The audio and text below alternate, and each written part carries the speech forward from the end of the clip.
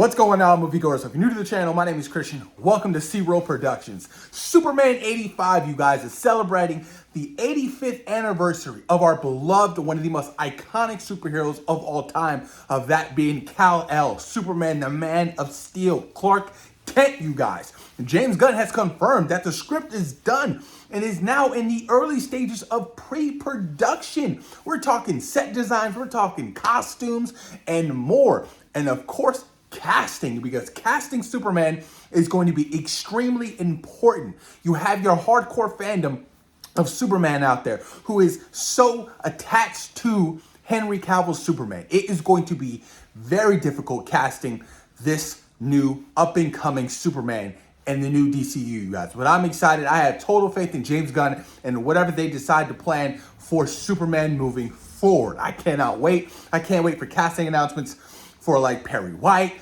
Jimmy Olsen. Could we see Pete Ross? Do we go down the route of not having Lois yet? Can we, have Clark in a relationship with Lana Lang? It's a possibility. Or even casting Jonathan and Martha Kent, extremely important characters to Clark and Superman. Do we showcase, the death of Jonathan Kent? It's a possibility. Why not? Or what if they decide to go a different route? What if they kill off Martha Kent instead of Jonathan Kent? That would be very interesting. I can't wait. Superman means so much to me. Smallville is one of my all-time favorite shows. I mean, I go back and I watch, the previous seasons. Seasons 1 through 4 are just golden to me.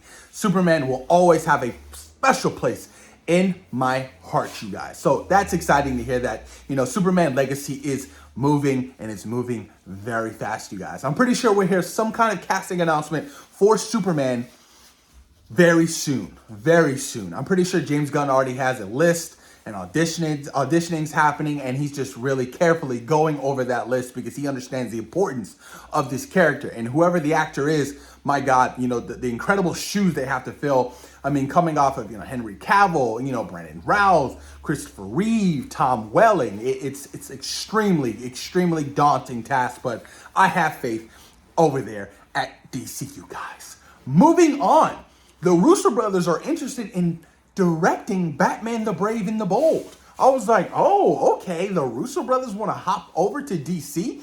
Look, I love the Russo brothers in the Marvel Cinematic Universe. But the Russo brothers outside of Marvel, outside of what they've already established in the MCU, I haven't been impressed with their filmography. And that's just not me. I feel like that's everybody who's seen the Russo brothers work outside of the MCU. But if we're talking the MCU, we're talking Winter Soldier, we're talking, Civil War, Infinity War, Endgame, arguably top 10 Marvel films of all time, or even top 5. So if they can hop over to DC and do something like Batman the Brave and the Bold, that would be very interesting. I don't know if they could really tackle Batman like they tackled Captain America. You know what I mean? These are two completely different characters, tonally different. But I'm curious to see what's going to happen. I mean, the Russo brothers have a relationship with James Gunn. They've obviously worked close with James Gunn because the Guardians were in the Avengers movies, and they wanted that continuity to really feel out what James had already, created and established with the Guardian films. So they're close. And I'm pretty sure there have been some combos of, grabbing some of these Marvel directors and writers to hop over, and work on some DC projects. I mean, it's going to happen. Look, David Harbour, who is the Red Guardian, is going to be in the new up-and-coming DC project, the Commandos, Creature Commandos. Yeah. And Frank Grillo as well. And both of those two actors are in the MCU.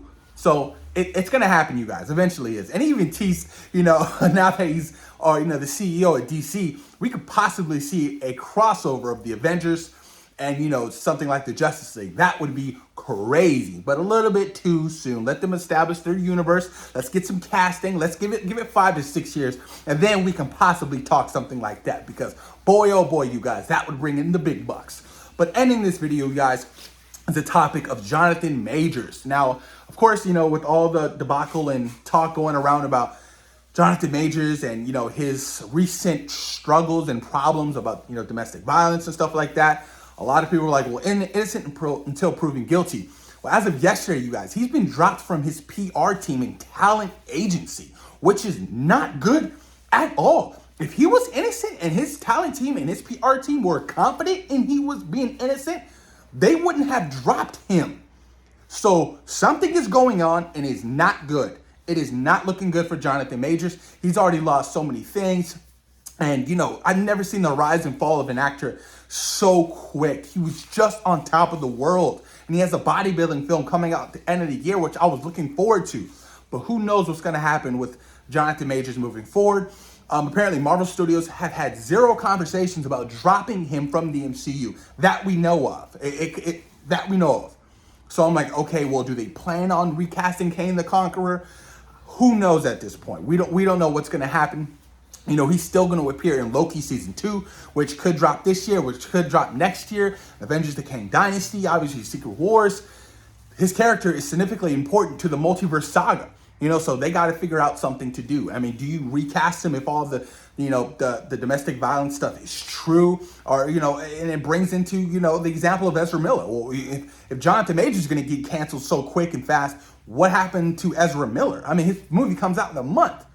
You know, and, you know, they're still heavily promoting this film. Nobody's talking about the allegations and, you know, all the stuff that Ezra Miller has done. You know, it feels like it's being swept underneath the rug and they're just kind of moving on. But who knows? Maybe with some more time and closer to the release date of The Flash, you know, we'll get some updates on that situation, because you can't recast and give Jonathan Majors hell for the stuff that he's doing and then just let Ezra Miller off the fucking table. You can't do that. And, you know, we already know why they can't do that. It's extremely ridiculous. I mean, it's black and white, literally, you know, literally. But this is going to be interesting to see what happens, you guys. I mean, I'm pretty sure with more time coming out, we'll find out more stuff with Jonathan Majors and, you know, this domestic violence case that he has caught in New York, because it is insane. But post your comments down below. Let me know what you guys think about James Gunn and Superman Legacy starting its pre-production. How excited are you guys? And what is your favorite memory of Superman on its 85th anniversary? Would you like the Russo brothers to direct Batman the Brave and the Bold, or maybe another project, you know, in line in the DC New World? And what do you think about this whole Jonathan Majors drama being dropped from his agent and his PR team? Post your comments down below. Let me know what you guys think. Peace.